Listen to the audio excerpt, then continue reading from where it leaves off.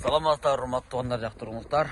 Көрүп атканыңыздар, Lowell'дун 160 WT 160-тык адаттагы хоболордон 2 эсе келет. Күчү 700 канча ат күчү да. Примерно карасаңыздар, мына кеңдигин.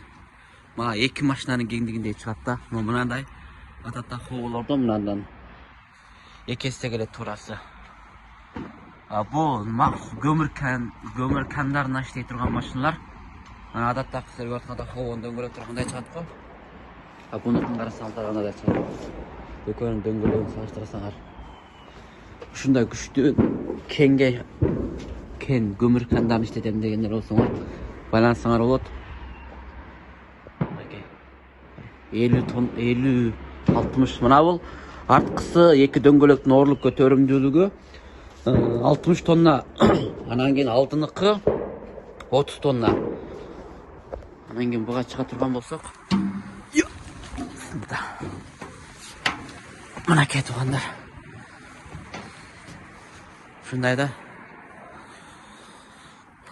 Мына шопурдун орду мына жер. Орду бар. Бул жер ушундай. Анан мына болса, мынанын жарымынча кичигирээк экен бул. Бул просто бир 30 кубтан үстүндө окшойт. 35. Просто мына 40-50 кубтуктай турат да. Мына чоң кен.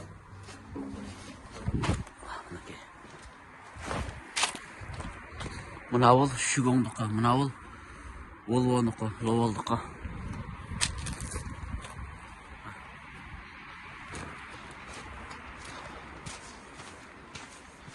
Мына бул кичиге, наркысы чоңу.